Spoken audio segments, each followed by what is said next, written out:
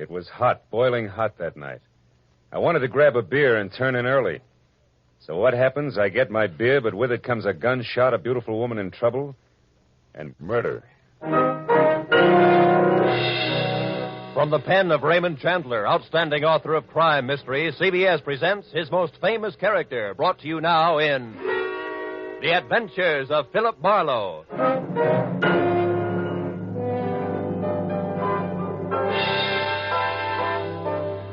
With Gerald Moore starred as Phillip Marlowe, we bring you tonight's unusual story, Red Wind.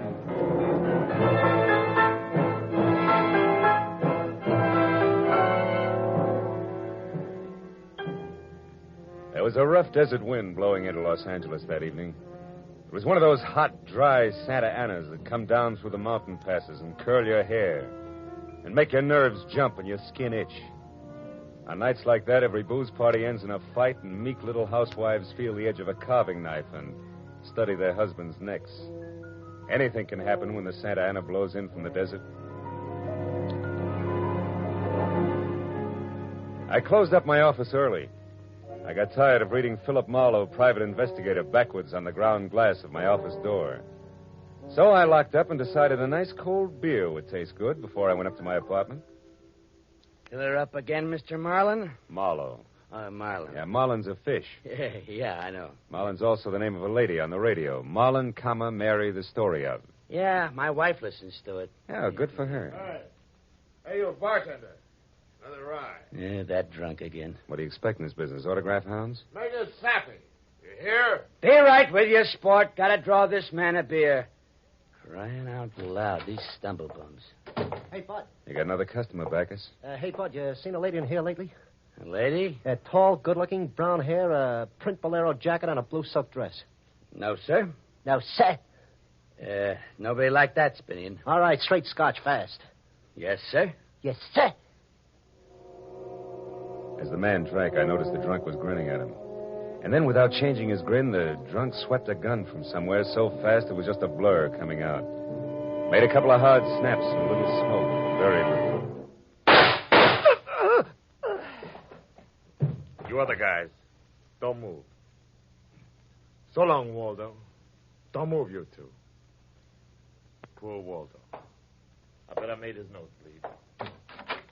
So long, boys. Drink up. Get on the phone, kid. I'll get his license number. Holy smoke. Too late. He drove away in the dead guy's car. Maybe he ain't dead. No, he's dead, all right. Oh. That guy was using a .22 target pistol. Yeah. When they use that kind of gun, they don't make mistakes. Where's your phone? This is for the police.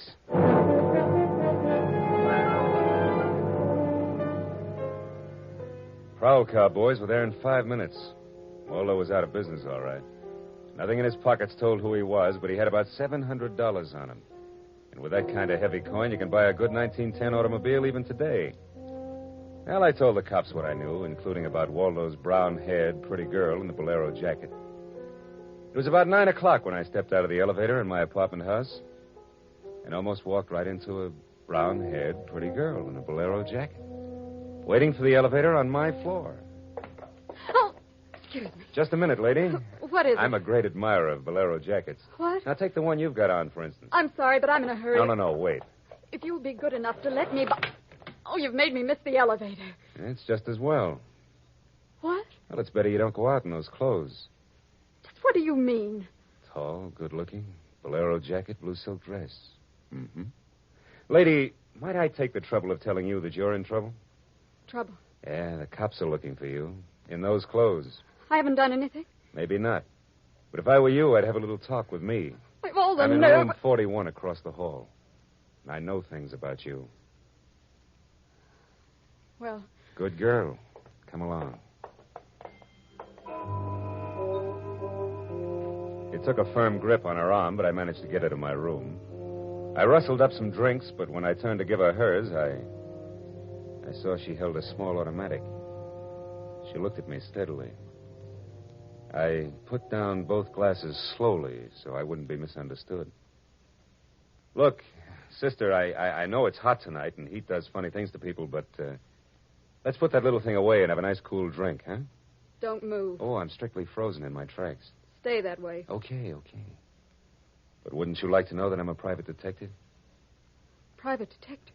I can prove it if you'll let me. Yeah, that's better. Yeah, I don't like those things pointed at me. I'll have that drink. Oh, good. I don't often give good liquor away like this. I can't afford it. Why are they after me? Well, a man was just shot in a bar down the street. Before he got it, he'd been asking about a tall, pretty girl with a bolero jacket.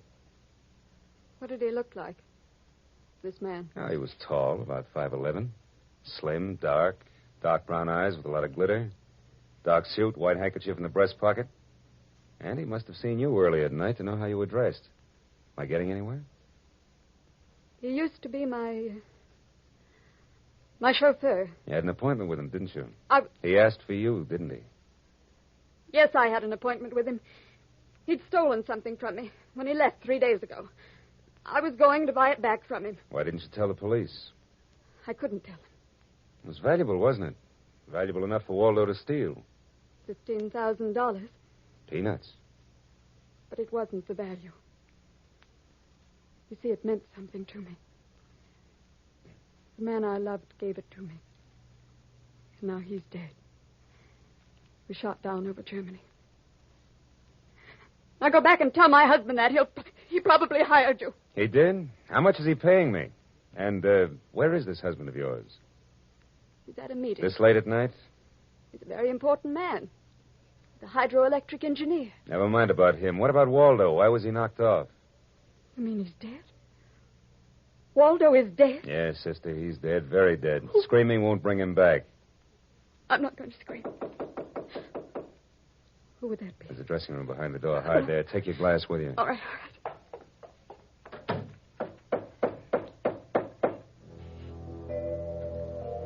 I went to the door, making a loud, yawning sound.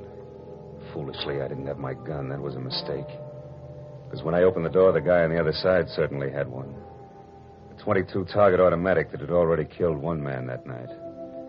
And I knew the bald head, the flat, shiny eyes, and the face like a poisonous lizard.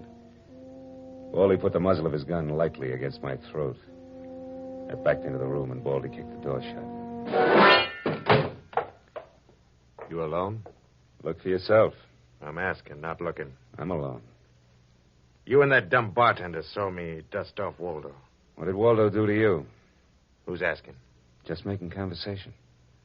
He stooled on me on a bank job we did together. Got me 4 years in Michigan Penn. How is he? Dead. Well, I'm still good. Drunk or sober. Tell me why I came here, pal. You heard the barkeep and me talking. I told him my name and where I lived. That's how, pal. I said why. Skip it. The hangman won't ask you to guess why he's there. You're pretty tough at that, ain't you, pal? But you're slamming off. All right. But, could you get that gun out of my neck and try somewhere else? Just any place. This better? This suits you all right? Yeah, just so it isn't my neck. Say when, pal. It's your party. I leaned against the gun weakly. The door of the dressing room showed a crack of darkness. The crack widened. I began to shake a little in spite of the heat. The girl came quietly into the room, but there was white all around her irises. She was scared. She had a gun in her hand, but I was sorry for her. Dead sorry. She tried to make the door a scream. Either way, it would be curtains for both of us. Scared, mister? Worried about any little thing? I couldn't talk. The girl floated in the air somewhere behind Baldy. And her horrified face was drifting toward us. My mouth was as cold and dry as yesterday's toast. Well, kid, how's it feel? You ready yet? Say the word. Well, don't take all night about it. If you're going to do something about it, do it. Why not, pal? I like this. Suppose I yell. Go ahead. Yeah. Put up your hand. Hey, look! Thanks, sister. That buys me. Everything I have is yours, now and forever. Is he dead? You flatter me no end, lady. I only punched him. Now get out of here while I call the cops down on this killer. Yes. Good night. Wait a minute. That jacket marks you for the cops. Leave it here. You don't need it in this kind of weather. Oh, yes, here.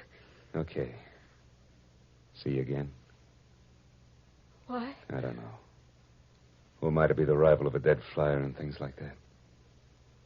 No, on second thought, forget the whole thing. I'll see that the police get Jesse James here. Good night, lady.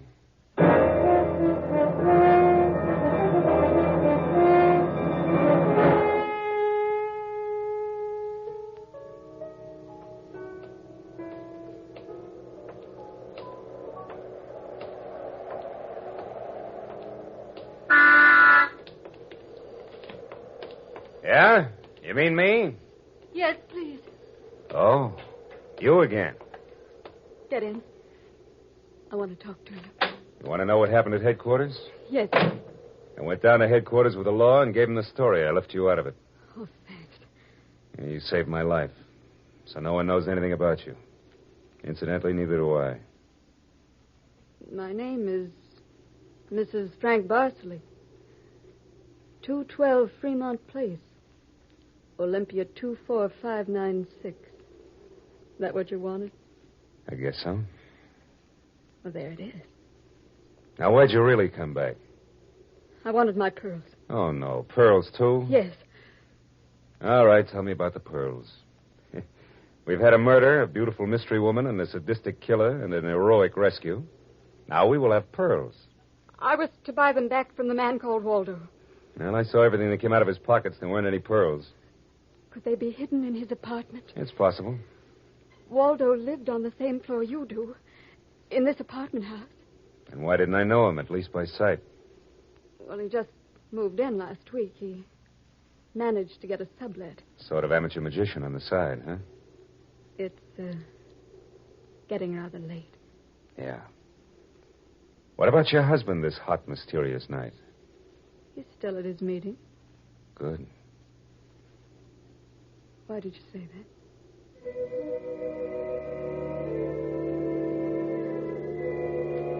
I didn't have any answers.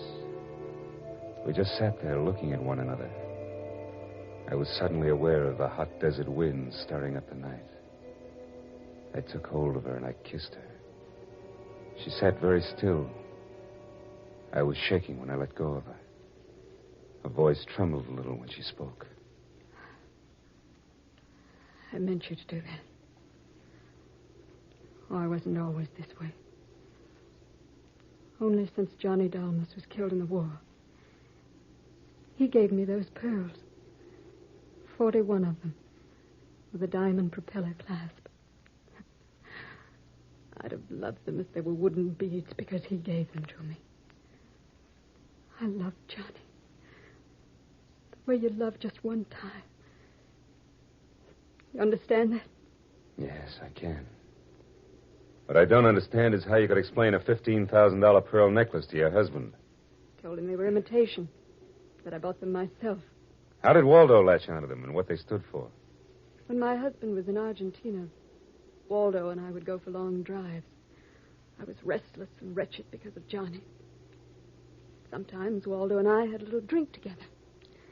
But that was all. But you confided in Waldo about those pearls. Yes. And when your husband came back, Waldo stole the pearls and offered to sell them back to you. He'd tell Papa. Oh, I was a fool. And now you think the pearls are upstairs in Waldo's apartment. I suppose it's a lot to ask. I've been paid. I'll go look. Wait here.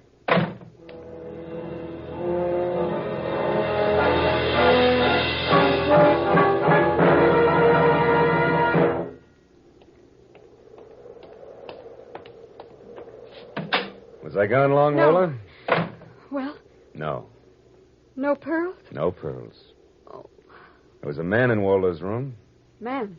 You know a guy named Leon Velasanos?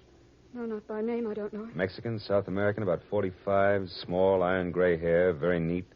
Fawn-colored suit, wine-colored tie. No, I don't think I know such a man. You say he was in the room? Yeah. What did he say? Very little. In fact, nothing. He was dead.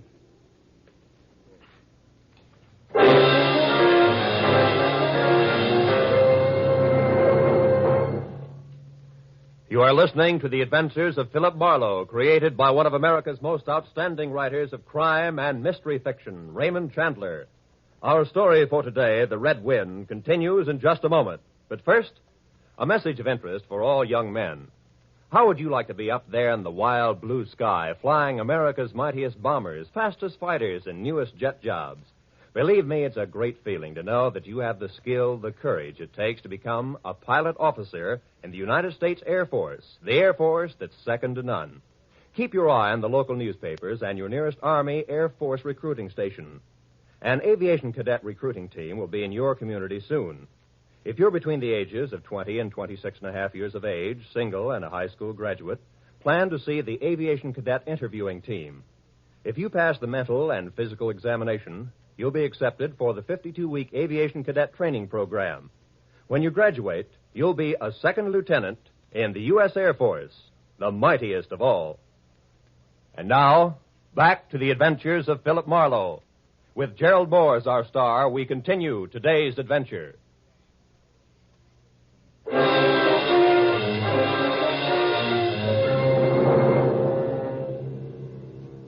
I sat with Lola Bosley in her car, listening to the hot wind gallop around in the midnight streets.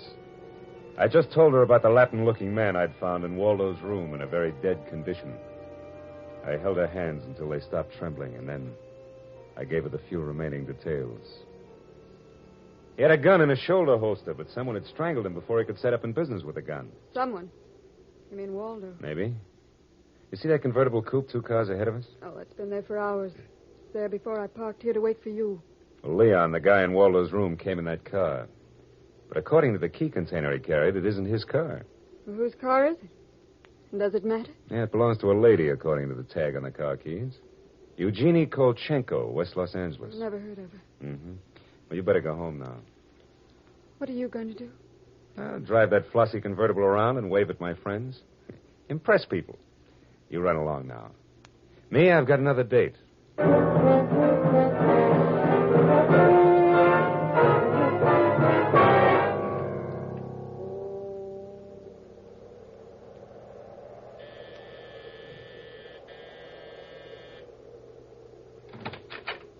Yes.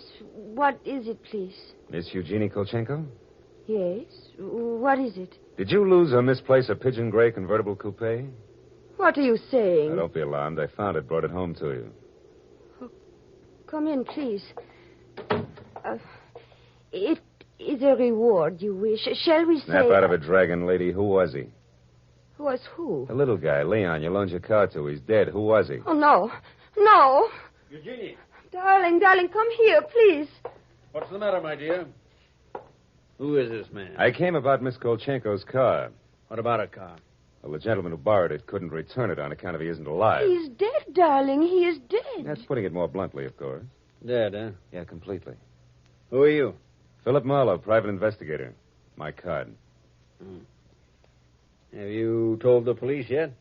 Never do at once what can be profitably deferred pending negotiation. Aesop. I might negotiate. Peachy. Just what do you know, Marlowe? Well, a man named Waldo was shot in a bar tonight. I happen to have the inside as to who he was, and when I visited his apartment tonight, I found this Leon Velasanos dead. He wouldn't have had $500 in 20s on him, would he? No. But this Waldo had over $700 on him when he was killed in that cocktail bar, mostly in 20s. Is there a basis for negotiation yet?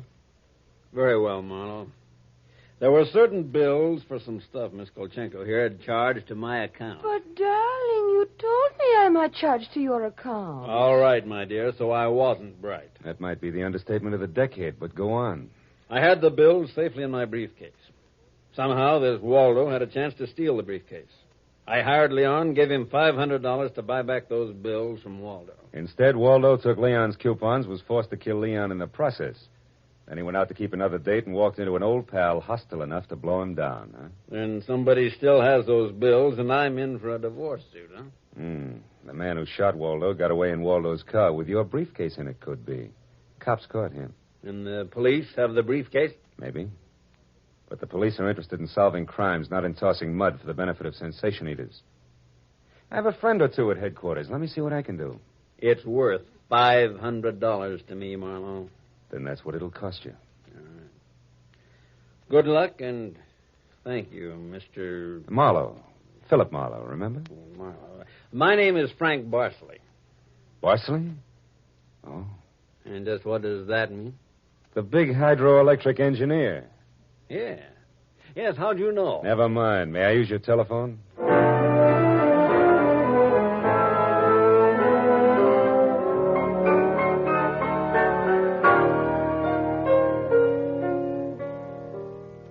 Someday I must tell you about Ibarra. Oh, he's a salt of the earth, Ibarra. Detective lieutenant over at Central Homicide. Well, I phoned Ibarra from Miss Kolchenko's house and told him where he could find a well-dressed cadaver named Leon and furnished a few small details. I gave Ibarra time to check my tip, and then I went down to see the good lieutenant and told him why I'd been up in Waldo's room, only to find Leon instead of a certain lady's string of pearls. Pearls, eh? Yeah, I thought Waldo might have had them up there. Whose pearls were they? The ladies? Go on. Or they might have been in Waldo's car that Waldo's killer drove away in. Yeah. What, yeah? They might have. Yeah.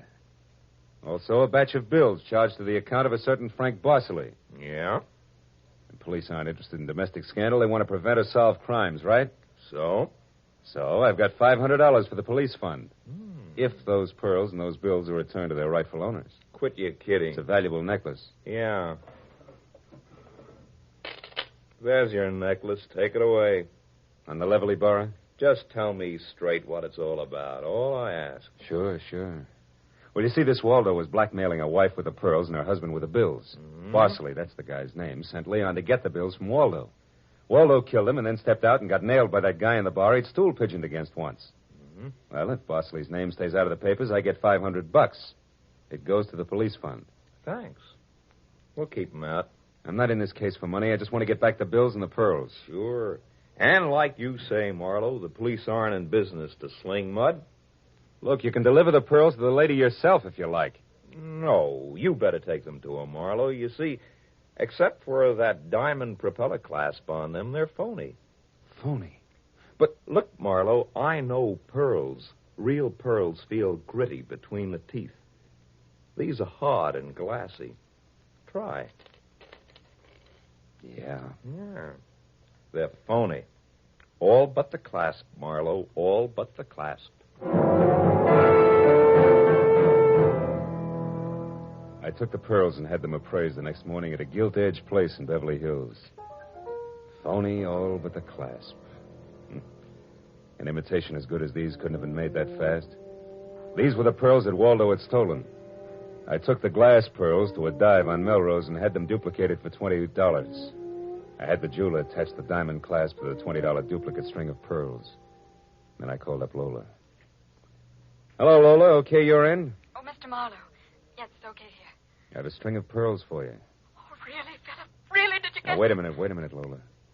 Waldo was getting set to gyp you. We sold the real pearls and made up a string with the diamond clasp. Oh. Well, may I at least have the clasp? Sure. Meet me at 4 at Nikolaev's. Nikolaev's at 4. I'll be there.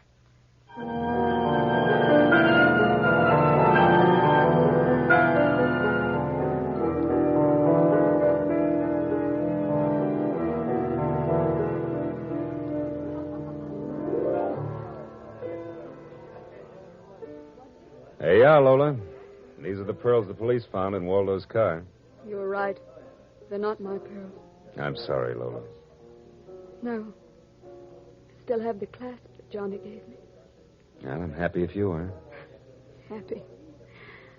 No, not quite happy. See, this morning my husband told me we're to separate. No, I'm very sorry, Lola. You've been very kind. That's all right. This is goodbye, I suppose. Yeah. You'll never get over Johnny Dalmas. Goodbye, Lola. And if anybody ever bothers you again, let me know, huh? Name's Marlowe. Philip Marlowe. I'll remember. Philip Marlowe.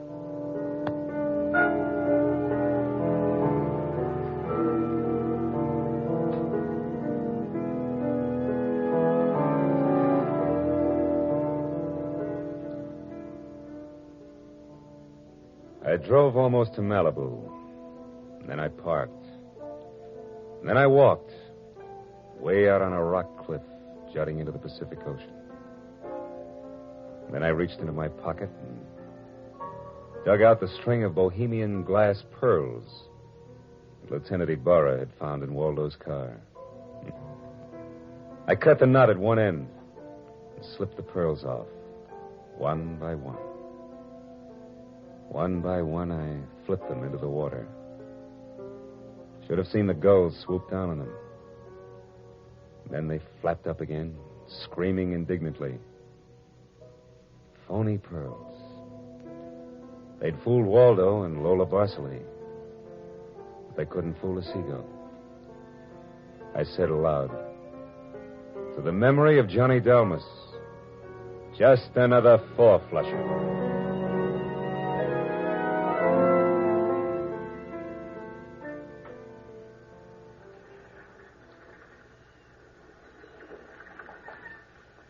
I listened a while to the wheeling seagulls. All at once, I realized that the wind had died. The Santa Ana had blown itself out. The red wind was done. It was over. It was cool again.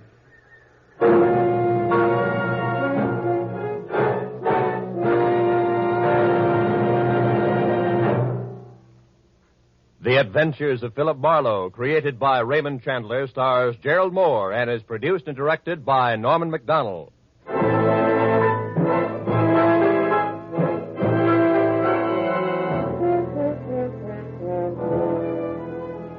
In tonight's story, Red Wind, Lola was played by Peggy Weber, and Barry Kroger was Baldy. Joan Banks played Eugenie Kolchenko. Jeff Corey was Lieutenant Ibarra. Parley Bear was Barsley. Lou Krugman was Waldo, and Wilms Herbert played the bartender. The special music was conceived and conducted by Ivan Ditmars.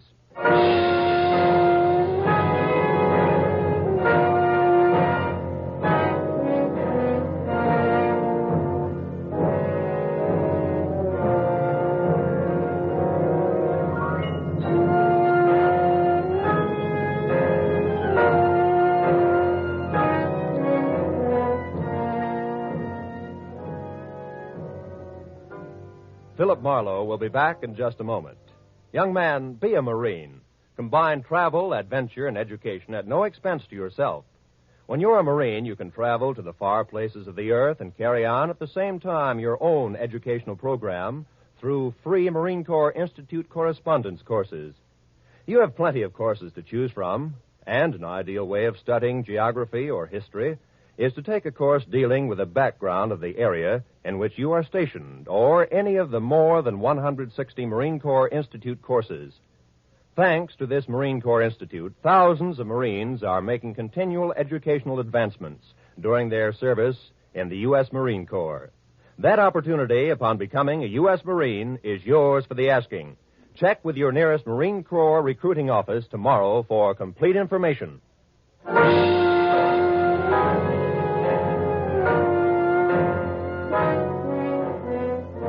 Next week at the same time, be sure to tune in for another adventure of Phillip Marlow, when Marlow says, I was low, very low the night I set out searching for the girl with the strange hazel eyes. The fog which hung over Los Angeles didn't help. And I felt even worse when I found her. For by then I had death on my hands.